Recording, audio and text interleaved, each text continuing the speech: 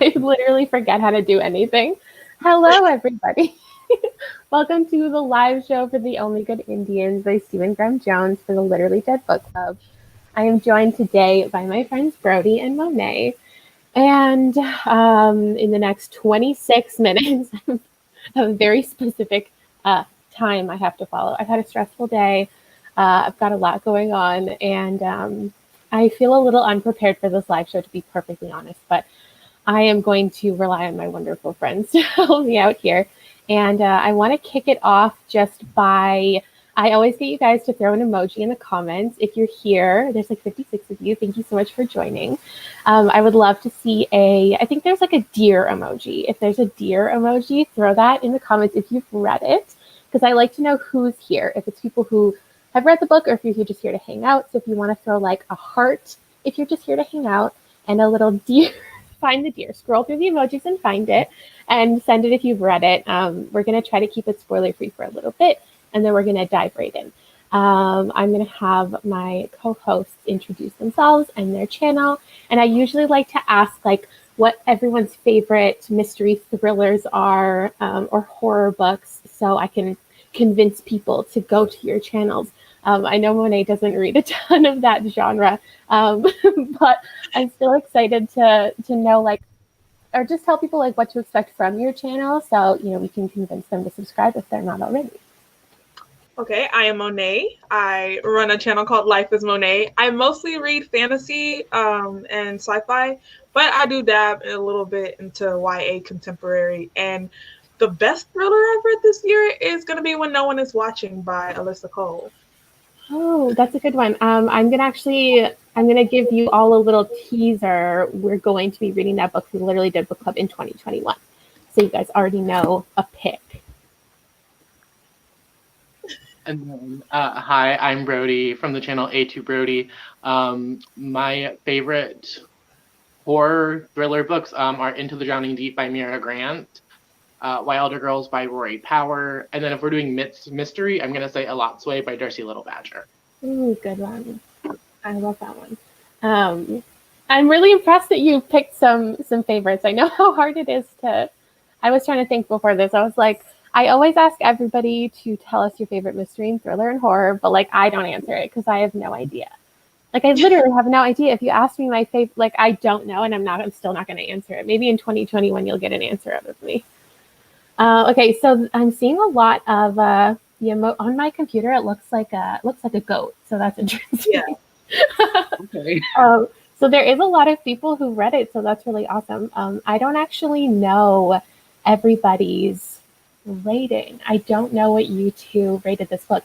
I think Brody gave it 5 stars because I know you didn't. Did you reread it? Let me know what happened, because you read it and then I invited you to be a part of the live show, and then did you reread it?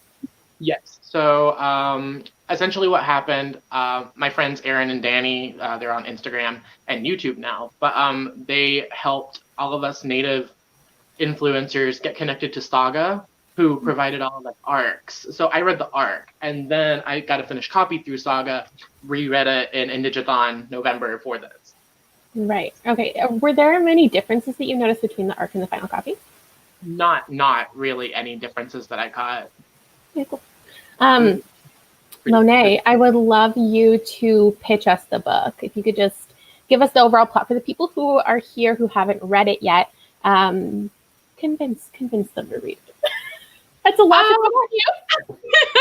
I'm going to go with the most watered down. It follows a group of 4 friends who did something one night when they were back in high school, and nature is coming to collect the debt that they owe for what they did on this night. And about a decade has passed, and yeah, they're all having to answer for the decisions that they made a few years ago. I think that's the best general description of this book. And I do say that Mother Nature's coming to collect because they commit a crime against the balance of nature, or the circle of life, however you want to look at that. I love that. I think that's perfect because like I know there's a lot of people who don't like to know too much going into books. So I think that gives a overall good idea, especially because like if you love things like what's a good like revenge, like a classic horror movie, like Friday the 13th and like I Know What You Did Last Summer. I think this would definitely appeal to those people. Monet, what did you rate it? I haven't actually rated it on Goodreads because I'm teetering between like a 3.5 and a 4 because some of the problems that I had with the book, I can't ignore them, but there were really great moments and a really great ending, and I'm stuck between a 3.5 and a 4. So I'm in the middle. For sure. I get that. I gave it a 4 as well. Brody, was I right? Did you give it a 5? Yes, it's one of my favorite books this year. Incredible. I'm so glad. I'm really looking forward to your end of year like favorites of the year because your video, because Brody and I have very similar reading taste, and I might have to do a certain video where I read a certain somebody's favorite books of the year because I'm interested.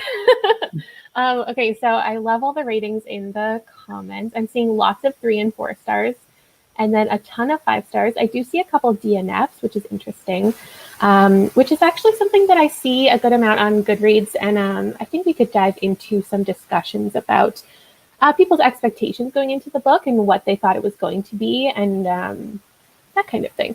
So especially as you and I, Monet, didn't give it a full 5 stars, I think it'd be interesting to talk about things that maybe we didn't like or things that I usually ask like in these discussions like our least favorite thing and our favorite thing about the book.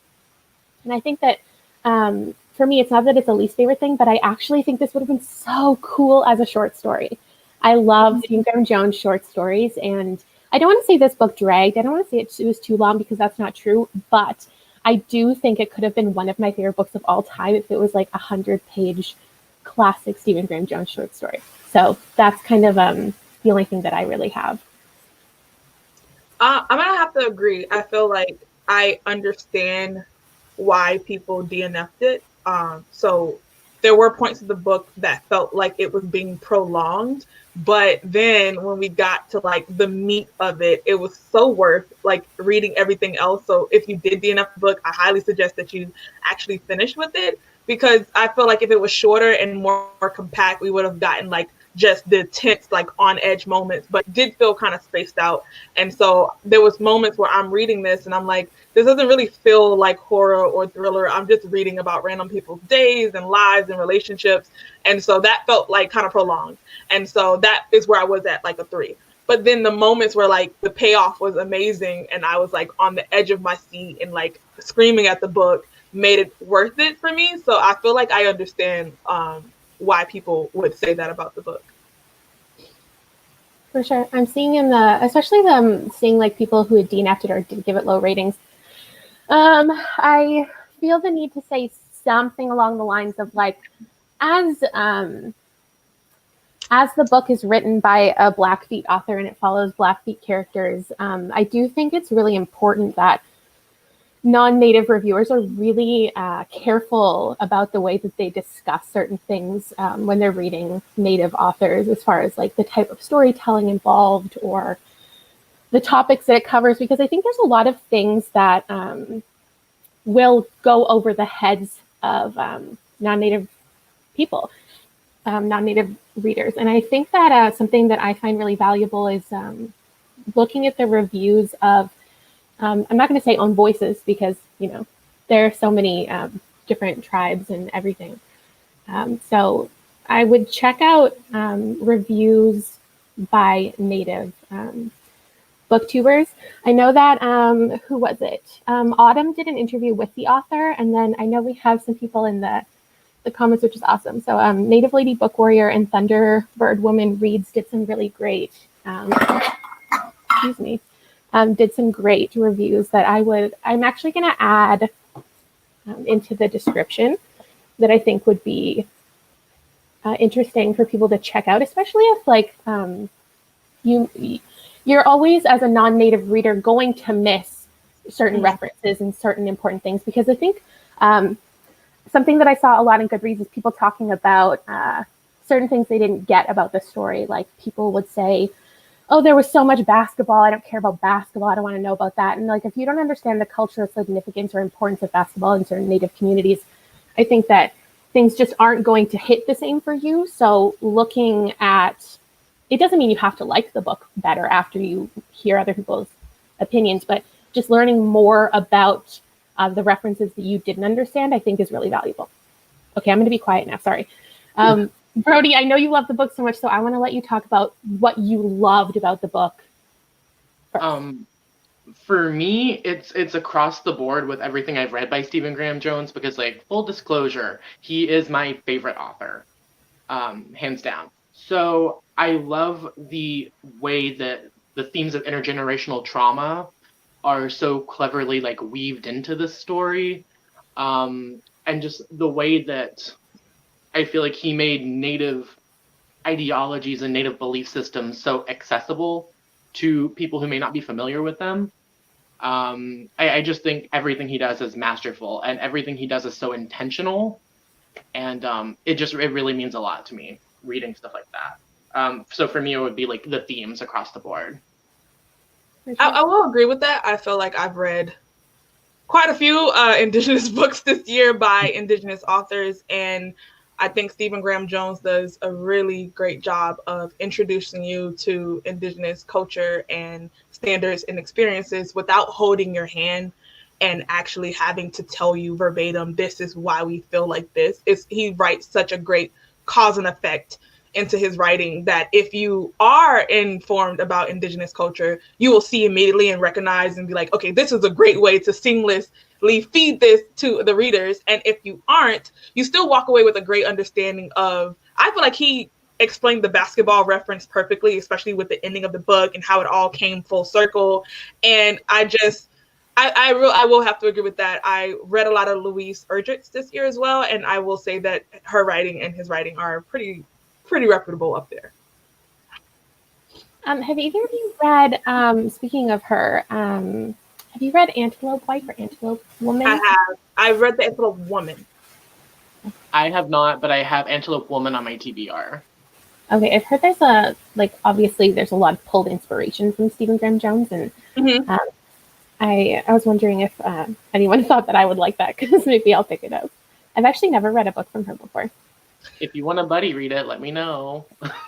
I did enjoy the book. It's you follow different characters the same way that you do in this book, but it also jumps generations, and so you see cause and effects from like early 1700s into early 2000s. So it's decisions that were made that someone's grandchild or great grandchild is now reciprocating the effects of. And so that's what I really enjoyed about that book, because you get to see how generational trauma truly presents itself as the years continue. I would say my favorite thing for the book, as far as just like a slasher goes, like I just thoroughly enjoyed how gory it was. Like, I think Stephen Graham Jones is an absolute master of horror, and whether it's short or whether it's long, I think he does an incredible job of the tension. And like, there might have been slower scenes that in the moment I was like, oh, I just want to get back to like the depths, and like the characters are really going through it. But then when I finished it, I came to really appreciate the slower moments, because it made those scenes like even more impactful, and the tension that I felt, like knowing that everybody's getting slaughtered, but I didn't know when it was going to happen or what was going to happen. I really enjoyed that. I just love the POVs. I love, as you'll see with so many of my Literally Dead Book Club picks, is I love multiple POVs. I love how many different characters we're following. And one of my favorite things of all time in a book is an unexpected second person narrative. And this book had that. And the fact that, okay, I think we're going to get into spoilers now. We're already like halfway through the live. So if you haven't read the book, hopefully we convinced you. Go back and read it, and then come back here. This will be up forever, and you can get fully into the spoilers. I'm going to give you 3 seconds to leave. But we got the perspective of the elk head woman, which is just like, I love that part. I love that part. I wasn't expecting it. I wasn't ready for it. Being in her head was just like the best part of the entire book for me. So I just love that was a thing in general. If you guys want to share any favorite things now that we're into spoilers, like if you want to share your favorite scenes, I would love that. Any other favorite aspects that would just like totally ruin the book for everybody? Let's get into it. I have two favorite scenes, I think. And it starts in like the I think there's 4 parts to the book or 3 parts. It's like the last 2 parts. Everything from the sweat lodge until the end of the book. Like you just go 0 to 100, and I loved it. I loved that everyone was getting murdered, and the people in the sweat lodge had no idea what was going on outside. I loved the whole chase scene with Denora and the Elkhead woman. That, oh my god, I have nightmares. This is the only book that's ever given me nightmares, but it's like that specific scene. I thought it was really well done. It was very effective, and I just love the whole revenge plot of it. How it's like, oh well, you killed my entire family, so now I'm gonna murder everyone that you love. I think for me, my favorite aspect of the book, I'm torn because although there were some slow parts, I get the reference to the elk because they were just living their lives and having a normal day, and in not even 5 minutes, in about 3 minutes, everything went terrible. And I feel like that plays with the characters because we're just kind of following them and they're living their everyday lives. And then all of a sudden, everything is like torn to pieces. So I enjoyed that flip. And I also enjoyed the references that he put for the characters. They're torn between like the generational trauma that they're experiencing and also still trying to honor sacred beliefs and religion. So there's small like comments in the book about, what it feels like to run into a cop, or even with the sweat lodge, are the ancestral police going to come down and slap our wrists if we don't follow this verbatim? And I just thought that was kind of funny because it's like, you're trying so hard to honor these sacred religious beliefs, and at the same time, you're losing faith because of how far you are from it and how distance you are from it. So are you really even honoring it if you don't truly believe in it? And I really enjoyed those references all throughout the book, the way that he, like I said, talks about the things that Indigenous people experience. And I've never seen it done in such a way that's kind of like, this is sneaky. Like he really snuck this in. And if you're not paying attention, you're going to miss it. Yeah, I think this book has a lot of rereadability. Yes. I honestly, I read it at a time where I was just back to back reading horror books for a video, and I have 100% lost so much of the small intricacies of this story to even touch on. So I really, really want to reread it. I actually think upon reread, I might give it a 5-star. I think it might have been a circumstantial, I don't know.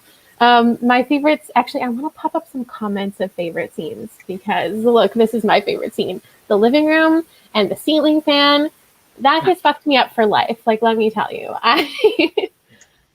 Actually, maybe we should talk fully about spoilers because we haven't even really talked about what fully happens in the story. So what Monet was hinting at is that the Elkhead woman was her life and her child's life was taken by these 4 Black men. Or how old were they when that happened? You know if they want to call 17, I think 16 or 17. Yeah, teenagers.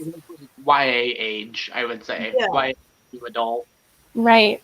And then made the Elkhead woman great at basketball and made her play against Denora because she didn't get the chance to live up to her fullest potential. And now we're teetering between, is Denora going to get that chance to live up to her fullest potential? We're seeing 2 people that really could have made a difference in their family and in their, cycle, that I didn't get a chance to live up to it. And I'm going to play you and give you this fair shot. And we all know it wasn't really fair, but still, I really enjoyed that moment where I have to play for everything that I can be in the future. And I have to play hard if I want to have my name and on those shoes or have my face on those posters.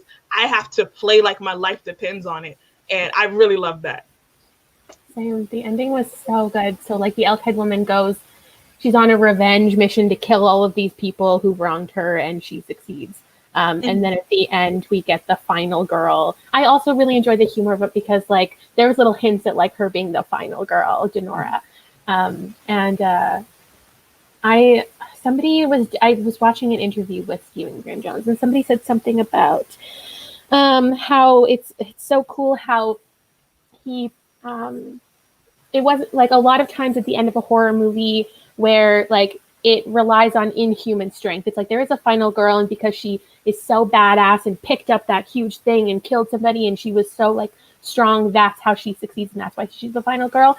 But with Denora, it was more like she relied on the tools that she already had to succeed and to stop the cycle.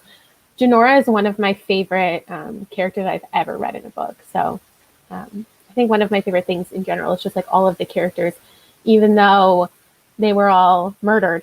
I like Louis. Is that a controversial thing to say? No. He did so good at letting you connect to these characters and then just kill them off. Like, Louis was going through it. Louis, I think his relationship with grief in every aspect of his life, with like killing the elk, and with like even with his guilt surrounding like letting down his ancestors by not like passing along the bloodline and like having children and all of this like guilt, and you felt so much for him, and then knowing that like shit was gonna go down. It was crazy. One of my other favorite scenes was with the truck falling on a certain somebody.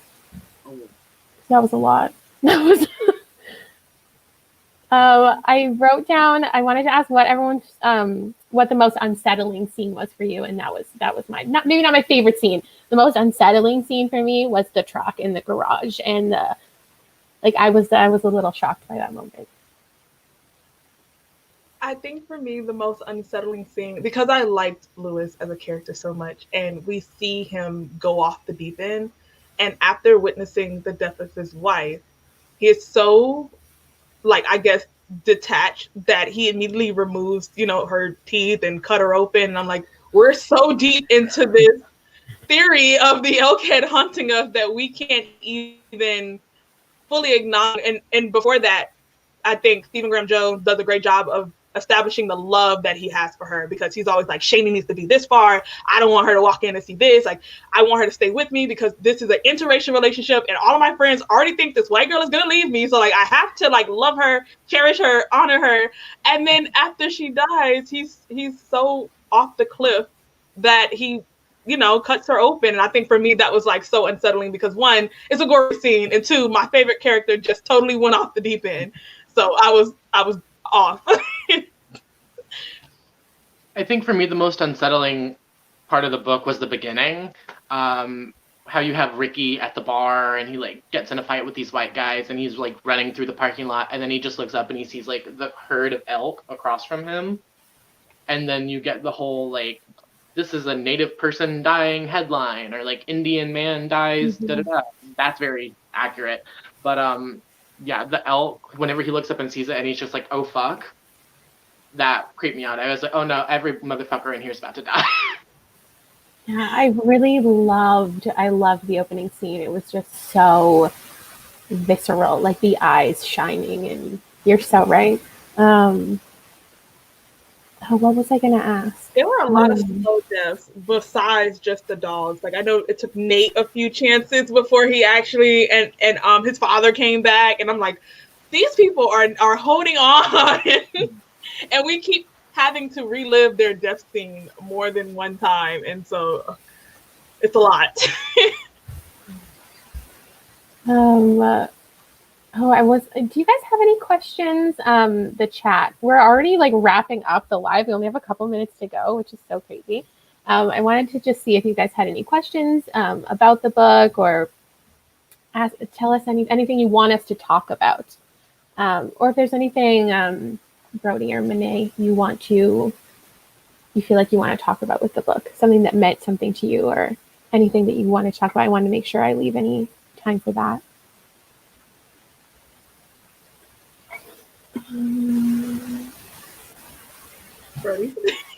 I'm trying to think of how to put it into words, because I want to keep it quick because we don't have much time left. I just want everyone to understand, like Kayla, you were saying earlier, this book is, if you're not native, you're not going to pick up on things that you might otherwise. And one thing I've heard a lot of people saying, this isn't scary, or they don't understand why the elkhead woman is like coming back for revenge or whatever. And it talks about it in the book, but the part where it says you have to use every single part of every animal that you kill to honor them, that's something that was really instilled in me as a child. So like anytime we would hunt and we would have a deer or whatever, it would be like, if you don't use every part, the ghost of that animal is going to come back and it's going to murder you in your sleep, Brody. So like I had such a visceral reaction to this because this was like what 10-year-old Brody had nightmares about that now adult Brody is having nightmares about. So Yeah. I think, yeah, understanding that maybe what's scary to you, just, the general you, is not going to be what's scary to someone who has a different history with things. Does that make sense? Am I wording that right? Yeah, absolutely. Yeah, I totally agree with that. It's ironic to have them continuously not honor tradition, and they're being hunted from not honoring tradition, and it's going over their head because had they done this thing right, we wouldn't probably be in this situation, but we're still not doing things traditionally as they try to resurrect that. You know what I'm saying? It's like one kind of mistake after another, and they're not getting the full picture, which was, this is why we do this a certain way, not because I know they did like the hunting warden Dennis or Denny, whatever. I can't remember his name, but they were always kind of like nagging about him, and he's going to get on us, and he's going to stop us from being able to hunt on the res, and all these kind of things. And it's like, this is why we have those people in place, because of things like this. So I love that full circle of the book. And you know what? He was alive at the end. He didn't die because he was doing shit right. Did not die. I That's all mean, true. I think it's just so interesting how he, Stephen Graham Jones, really covered like that people are good people. It's just you make bad decisions and you have to live with those. Sometimes you gotta die. I don't know. Or you die. I'm a sucker for Mother Nature, and I love. I know this sounds bad, but when Mother Nature gets fed up and she starts to enact her revenge, I love those books and movies. Like, it's part of the reason what I love about the movie Moana, and so I really enjoyed that aspect of this book because I let you flourish on me. I let you flourish, you know what I'm saying, eating my children, and you will honor me, okay, whether you want to or not. This also reminded me a lot of It Follows. Yeah. Have y'all seen that? Yeah. Where it's like always behind you, it's always gonna keep coming, and it's never gonna stop. It's breathing down your neck. So like, I want this to be made into a movie with like that. Okay. Like, Yeah. It's like you never know when it's actually your time. It's just like hinting and like it's coming for you, and it's, oh my god.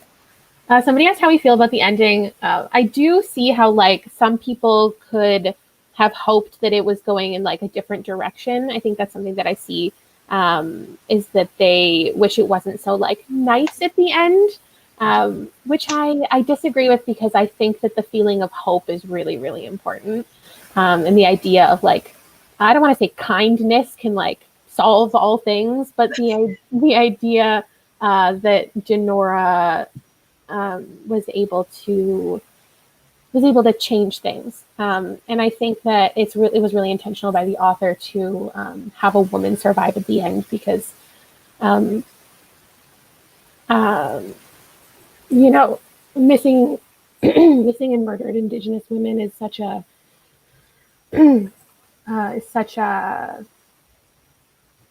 important and awful thing. I'm going to add a link into the description after this, where you can donate to MMI Who is Missing to help bring awareness and education around the issue of missing and murdered Indigenous people and women. And I think that I've heard him talk a couple times about how important it is that a woman survived at the end of the story. And I completely agree. And I love the ending. Yes. Yeah, for sure. Somebody said, are there any books that you would recommend in tandem with this? I can't find it now. I would say just like anything Stephen Graham Jones has written. I can't think of an author who's doing it like him. And maybe that sounds bad because, like I said, he's my favorite. But I've never read an author who can, like we talked about, weave such deep themes into, what seems at the surface like just a fun supernatural slasher story. If you like this one, maybe like Mongrels, it's a little less scary, it's a little lighter, but that's a really good one. Mapping the Interior. I've heard Night of the Mannequins does that too. There we go. See? Those are, So yeah, my recommendations. as a whole.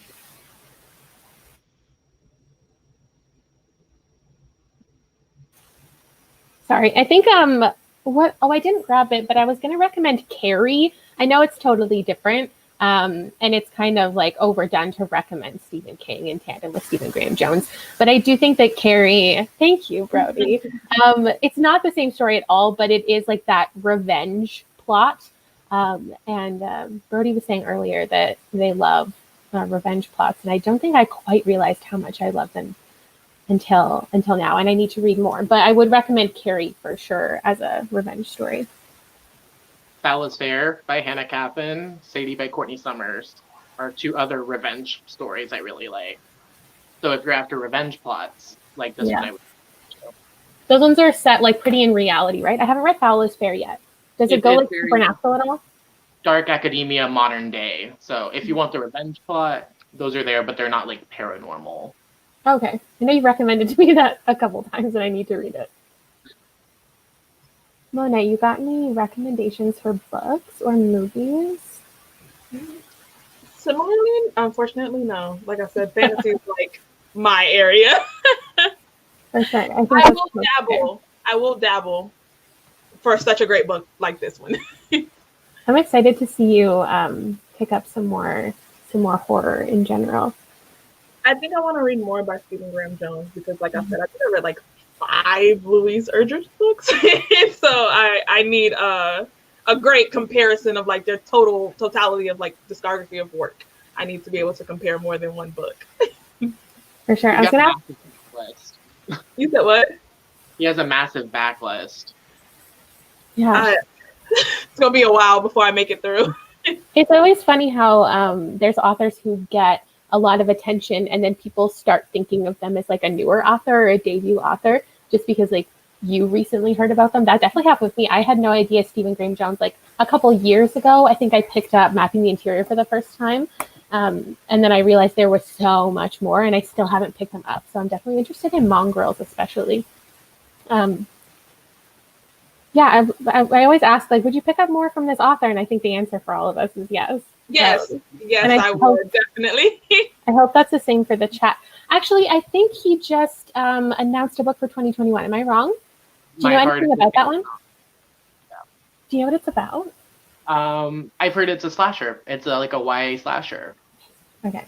Right? Normally when I read a book, I enjoy the book. But it's not very often where I read a book and I enjoy the writing so much that I want to go and backlist or read the backlist of the author. And I feel like Stephen Graham Jones, N.K. Jemisin, like those are the type of authors that I'm like, I want to read everything they write because the writing, if you have an author where you implicitly trust their writing, like Brody does with this author, then you're always looking forward to whatever they put out or whatever spin or twist they put on something because you trust them. And it's the endless options when they're writing books.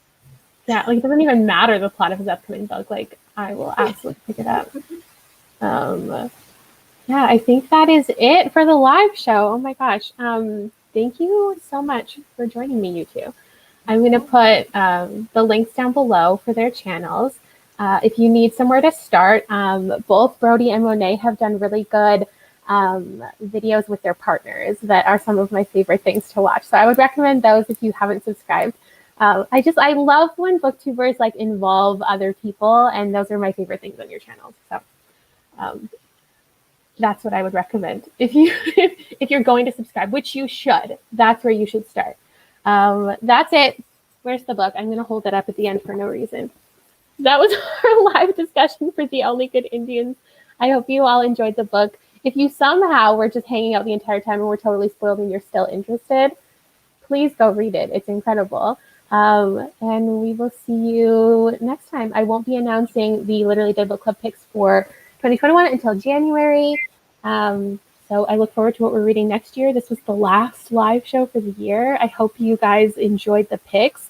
I would love to hear what your favorite books have been in general this entire year. what your least favorites were, and what you hope for us to pick for 2021. And we'll see you later.